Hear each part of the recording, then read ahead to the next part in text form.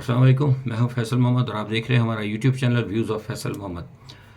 गुज़िश्ता 2 दिनों से मैं अपना वीलॉग नहीं कर सका था। उसकी वजह ये कि कुछ मेरी गैर मौजूदगी थी यहाँ पर, और मैं कुछ अहम मामलात के अंदर बिज़ी था। उसकी वजह से मैं आपसे वीलॉग नहीं कर पाया। लेकिन ये है कि आज हम आज के वीलॉग में आपको इंशाल्लाह बहुत अहम ख़बरें देंगे। इसमें जो है इमरान खान की रिहाई और उनके मुकदमात का मामला और 190 मिलियन पाउंड का मामला क्यों आगे हो रहा है, इसकी क्या वजूहात हैं और आगे सब कुछ क्या होने लगा है। बहुत सारी हम ख़बरों पे हम अपना तज्ज़िया देंगे, लेकिन इससे कबल आपसे गुजारिश है कि आपने अगर अब तक हमारे चैनल को सब्सक्राइब नहीं किया तो बराए करम सब्सक्राइब कर लें, ताकि अगर मेरी गैर मौजूदगी के अंदर एक आध दिन में मिस भी हो जाऊँ और कोई अहम ख़बर आपसे मैं शेयर करना चाहूँ तो आपको नोटिफिकेशन के ज़रिए मिल सके।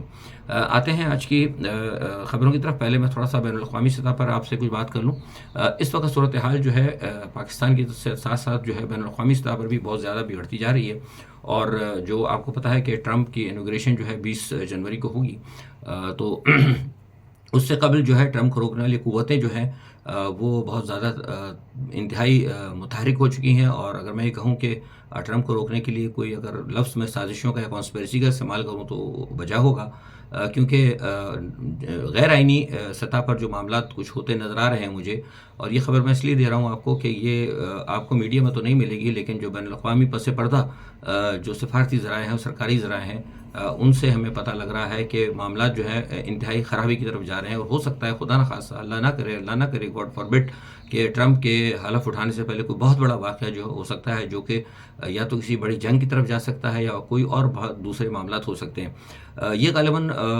ट्रंप के आने की वजह से अमेरिकन डीप स्टेट को जो ख़तरात मौजूद हैं, या फिर ट्रंप ने अपने बहुत सारे मामलात को जो शो कर दिया है। आपको याद होगा कि हमने अपने जो हमारे ज़राए होते हैं, हमने वीलॉग तो खैर हम करते हैं, आपको होता है वैसे ही शौकिया, लेकिन उसके अलावा जो हमारे ज़राए चैनल के ज़रिए हमने ट्रंप और उनकी टीम को ये कहा भी था कि कोशिश करें कि वो अपने कार्ड्स ना शो करें। अगर उन्होंने सारे कार्ड्स अपने शो कर दिए तो हो सकता है कि उनके लिए आने वाले दिनों में मुश्किलात हों। तो जो चीज़ें मैं देख रहा हूँ, जो बातें मुझे जिन चीज़ का ख़तरा है, जिन चीज़ों का मैं आपसे इज़हार कर रहा हूँ, मुझे लगता है कि शायद ग़ालिबन ये कुछ उसी मामलात की तरफ है। दूसरी जानिब एक तरफ तो ये ट्रंप का मामला चल रहा है क्योंकि वो वॉर रोकना चाहते हैं, और दूसरी जानिब जो वॉर मोंगरिंग क़ुव्वतें हैं वो बड़ी तेज़ी के साथ जंग की तरफ जा रही हैं। आज सुबह, इस वक्त पाकिस्तान में 2 बजे का टाइम है, लेकिन आज सुबह मुझे पता लगा था कि अमेरिका की बहुत बड़ी फ़ौज जो है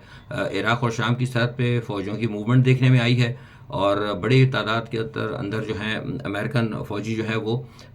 शाम की तरफ आ रहे हैं। और दूसरा, उसके अलावा एक ख़बर ये भी है कि मज़ीद पता लगा है कि अमेरिका 1 ब्रिगेड से ज़्यादा फ़ौज जो है मग़रबी एशिया के अंदर भी भेजने का इरादा रखता है। तो अगर ये सूरत हाल बनती है तो उसका मतलब होगा कि इस वक्त के अंदर ये अमेरिका की सबसे बड़ी डिप्लॉयमेंट होगी। और मुझे ये लगता है कि ये जो सारा मामला जो इस वक्त शाम के अंदर खेला जा रहा है, जो सारे मामलात हो रहे हैं, मुझे लगता है इसके पीछे जो है सिर्फ एक ही मकसद हो सकता है, और मकसद ये है कि वो इसराइल को शायद इस खत्ते के अंदर कोई अमेरिका बड़ा खेल खेलने के लिए, आपको पता है क़त्ल-ए-आम तो इसराइल मुसलसल कर रहा है। आपको मालूम है गज़ा के अंदर क्या कुछ हुआ और लेबनान के अंदर क्या कुछ हुआ। हालांकि वो जंगबंदी भी कराई, सब कुछ हुआ, लेकिन इसराइल ने किसी जंगबंदी पे कोई अमल नहीं किया। तो इसके अलावा जो अगर बड़ा खेल हो सकता है तो आप खुद समझ सकते हैं। मैं फ़िलहाल आपको इशारा करके जा रहा हूँ कि कोई बहुत बड़ा खेल इसराइल जो है खेल सकता है। बैतुल मक़दस के हवाले से उसके लिए राह हमवार की जा रही है और ज़्यादा से ज़्यादा फोर्सेस को वहाँ डिप्लाई किया जा रहा है। तो ये सारे मामलात जो हैं, अगर खुदा न खास्ता हालात बिगड़ते हैं तो मैं समझता हूँ, या जो कुछ भी है इसका मैं तमाम ज़िम्मेदार जो है ना मुस्लिम दुनिया को ही समझता हूँ। क्योंकि अब देख लें कि गज़ा के अंदर किस तरीके से सऊदी अरब खामोश रहा, और यमन जो है इस वक्त अकेला अगर लड़ रहा है तो यमन के हवाले से भी सऊदी अरब की तरफ से जो बातें सामने आ रही हैं, ये जो मामला सामने आ रहे हैं, तो वो से आपको पता लग सकता है कि मुस्लिम दुनिया और ख़ुद तुर्की जो है वो कहाँ तक मुस्लिम दुनिया के साथ खड़े हैं, और इस्लाम को जो ख़तरात दरपेश हैं उसके लिए उनका क्या किरदार है वो आप बेहतर ख़ुद समझ सकते हैं। इसी तरह दूसरी एक चीज़ अगर मैं बात करूँ तो एक और मसला ये भी है कि अफ़गानिस्तान और पाकिस्तान के दरमियान भी हालात जो इंतहाई ख़तरनाक और कशीदा होते जा रहे हैं। और भारत जो है, भारत की पूरी कोशिश है इस वक्त के इस मामले को जो है मज़ीद बढ़ाया जाए, क्योंकि नवाज़ शरीफ साहब ने अभी जंदाल जो हैं उसको बुलाया भी था ग्रुप को, और उनके साथ बातचीत जो उनके कारोबारी लिंक भी हैं, क्योंकि वो जंदाल जो हैं वो बहुत ज़्यादा मोदी के साथ उनके बड़े अच्छे ताल्लुकात हैं, बड़े रवासम हैं और बड़े मामलात के अंदर उनका रसूख है। तो इस तरह वो उन्होंने कोशिश तो कुछ की है अपने तौर पे भी अपने लिए, लेकिन मैं समझता हूँ कि اس وقت جو ہے معاملات شاید شخصیت سے بالاتر ہوں گے، اور بھارت جو ہے اس وقت بہرحال پوری کوشش کر رہا ہے کہ کسی نہ کسی طریقے سے افغانستان کے اوپر مزید افغانستان سے پاکستان کے اوپر زیادہ سے زیادہ دباؤ ڈالا جائے، اور اس کشیدگی کو بھارت بڑھانا چاہ رہا ہے. اب دیکھ لینا، اب اس مرتبہ بھارت کی طرف سے سرکاری طور پر ایک اسٹیٹمنٹ آیا ہے جو بڑی تشویش کا باعث ہے، جس میں کہا گیا ہے کہ پاکستان جو ہے دوسرے ملکوں کے اندر جو ہے مداخلت کرتا ہے، اور پاکستان کی ہمیشہ سے یہ روش رہی ہے کہ پاکستان جو ہے دوسرے ملکوں میں جا کے جارحانہ کارروائی کرتا ہے. یعنی جو بھارت ہمیشہ پاکستان پہ الزام لگاتا ہے وہی الزام اب یہاں سے وہ لینا چاہ رہے ہیں. اور پھر انہوں نے اب دوسرے جو، یہ تو خیر ان کا سرکاری ایک ہینڈ آؤٹ ہے، لیکن اس کے علاوہ بھی جو باہر جو بھارت کے جو لابیز ہیں وہ ذکر کر رہی ہیں. اس میں پاکستان نے جو ایک جوابی کارروائی کی تھی ایران کے اندر، اس کو بھی وہ کاؤنٹ کر رہے ہیں، اور بتایا جا رہا ہے کہ ایران کے اندر بھی پاکستان نے کیا، بھارت کے اندر بھی وہ کرتا رہا ہے، اور افغانستان کے اندر بھی انہوں نے کیا، اور بے گناہ لوگوں کو مارا جا رہا ہے. تو یہ ساری جو ایک صورتحال ہے نا، یہ پاکستان کے لیے ایک انتہائی خطرناک صورتحال کی طرف جا رہی ہے. اور ایسی صورت میں جبکہ ہمارے ملک کے اندر حالات بہت زیادہ خراب ہیں اور ہمارے معاملات جو ہیں بگڑتے جا رہے ہیں، اور میں سمجھتا ہوں کہ اس کی ساری ذمہ داری جو ہے نا موجودہ جو آپ کا جو اسٹیبلشمنٹ ہے اور جو موجودہ حکومت ہے، یہ ساری ذمہ دار ہے. دیکھیے عمران خان کے دور کے اندر بہت حد تک معاملات کسی حد تک درست ہو چکے تھے. ٹھیک ہے، عمران خان نے جو کچھ بھی کیا تھا، وہ جو کچھ اگر ٹی ٹی پہ کچھ لوگوں کو اگر انہوں نے اجازت دی تھی یا بسانے کی اجازت کی تھی، اس کے اندر بھی آرمی آن بورڈ تھی. بغیر آرمی کے آن بورڈ ہوئے عمران خان اتنا فیصلہ نہیں کر سکتے، میں آپ کو پہلے ہی بتا چکا ہوں. لیکن اس کے بعد یہ ہے کہ اگر عمران خان کی حکومت کو نہ ہٹایا جاتا تو میں اپنے باوثوق ذرائع سے آپ کو بتا رہا ہوں کہ یہ معاملات جو ہے کسی حد تک درست ہو سکتے تھے. لیکن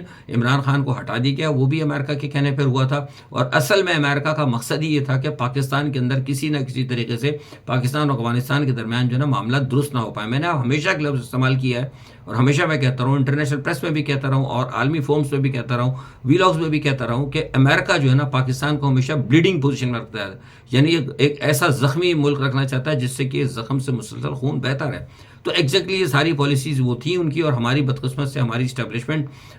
جو موجودہ اسٹیبلشمنٹ ہے، اور ہمارے جو موجودہ سیاستدان، خاص طور پر مسلم لیگ نواز اور پیپلز پارٹی اور یہ مولانا فضل الرحمان صاحب، اس قسم کی جو لوگ ہیں جو کہ ہمیشہ سے 60-70 سال تک امریکہ کی غلامی کرتے ہیں، وہ امریکن پالیسی کو یہاں پہ وہ اسی طرح روا رکھنا چاہتے ہیں. اس کے بدلے وہ ان کو اس بات کا احساس نہیں ہے کہ ملک تباہ ہوگا، وہ ان کو صرف اپنے معاملات سے وہ ہوتی ہے، تو لہٰذا وہ فائدے لیتے رہتے ہیں. تو اب وہ معاملہ جو ہے بڑھتا جا رہا ہے، اور ٹی ٹی پی جو ہے مسلسل کھل کر آ رہی ہے. اور ٹی ٹی پی نے کل بلکہ ایک اور مسلم لیگ نواز کو بھی کہہ دیا ہے کہ آپ نے جو ہے ہمارا فتنہ الخوارج کے نام سے آپ نے اگر ہمیں یاد کیا ہے، ہمیں اس لقب سے اگر کوشش کی ہمیں بلانے کی، تو ہم آپ کے خلاف بھی بہت بڑے پیمانے پر جو ہے کارروائی کر سکتے ہیں. یہ کہ انتہائی خطرناک صورتحال جو ہے پاکستان کے اطراف کے اندر ڈیولپ ہو رہی ہے، لیکن اندرونی صورتحال جو مزید زیادہ خراب ہو رہی ہے اس کی پاکستان کو بالکل بھی فکر نہیں ہو رہی. اندرونی صورتحال سے مراد میری کرم ایجنسی کے اندر ہے. کرم ایجنسی میں حالات انتہائی زیادہ خراب ہیں، اور آپ کو یہ پتہ ہوگا کہ جو صورتحال پاکستان کی اس وقت ہے، بگن کے اندر جو ہوا ہے، اگر آپ کو یاد ہوگا آج سے 4 دن قبل، جب یہ 4 روز یا 5 روز کی بات ہوگی، اگر آپ نے دیکھ رہے ہوں گے میرے ویلاگ، تو جس دن یہ سارا معاملہ ہوا تھا تو اسی دن میں نے اپنے چینل سے یہ کہہ دیا تھا کہ یہ صلح صفائی تو ہو گئی ہے، یہ جرگہ بیٹھ گیا ہے، سائن ہو گیا، لیکن یہ معاملہ چلے گا نہیں. کیونکہ اس کی وجہ یہ میں نے اسی وقت بتا دیا تھا کہ طریقہ کار ان کا غلط ہے. بگن کا جو گاؤں ہے، بگن گاؤں کے اندر انہوں نے لوگوں کو اعتماد میں نہیں لیا تھا، اور جس طریقے سے حکومت نے جلد بازی کے اندر کام کیا تھا، ان کا اصل مقصد ہی یہ تھا کہ یہ معاملہ ناکام ہو. دوسری سب سے بڑی بات یہ ہے کہ یہ جو معاملہ ہے، اول تو حقیقت میں آپ بتاتے نہیں ہیں اس کو،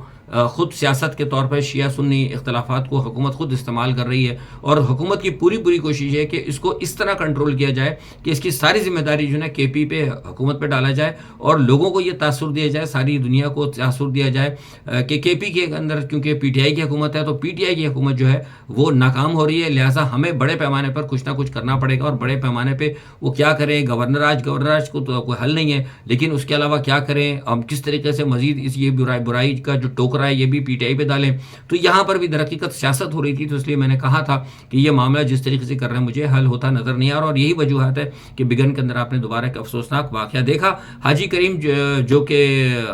بگن کے گاؤں کے بہت کرتا دھرتا ہیں، ان کے انتہائی قریبی ذرائع سے پتہ لگا تھا کہ حکومت نے سارے معاملات کرنے میں ان کو کہیں اعتماد میں نہیں لیا گیا، جو ان کے تحفظات تھے اس کے اوپر حکومت نے کیا کہتے ہیں توجہ نہیں دی.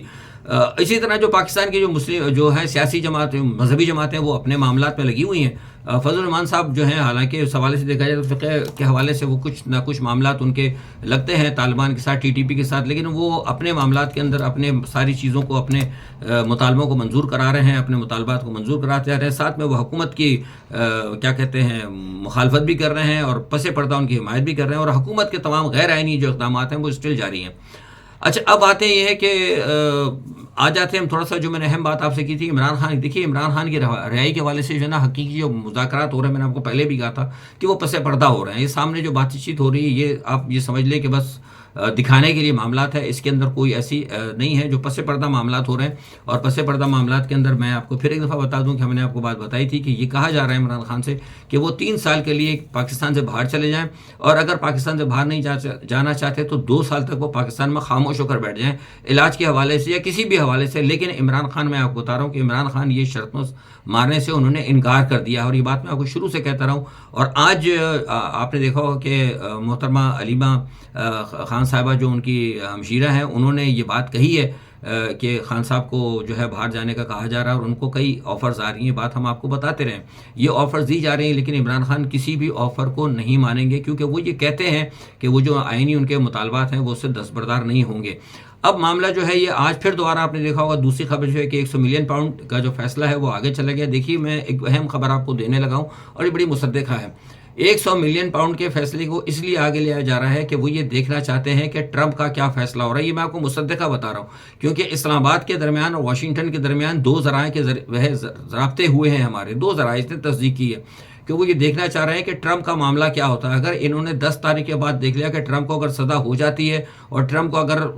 کا معاملہ اگر صدارت سے گڑبڑ ہوتا ہے تو پھر یہ 10 تاریخ کے بعد جو ہے عمران خان کے سزا کا یہ بھی فیصلہ سنائیں گے. غالباً 13 یا 14 جنوری کا یہ ٹائم لیں گے, یا یہی ٹائم غالباً دیا گیا ہے شاید. وہ دیکھیں گے کہ 10 تاریخ کے بعد ان کا کیا ہوتا ہے. اگر انہوں نے دیکھا کہ ٹرمپ کو بہت بڑی سزا ہوتی ہے اور ٹرمپ کے آنے کے اگر امکانات معدوم ہو جاتے ہیں تو یہ پھر فیصلہ جو ہے ایسا کریں گے عمران خان کے لیے کہ جو فیصلہ اتنا سخت ہو اور جو کہ اسلام آباد ہائی کورٹ سے جا کر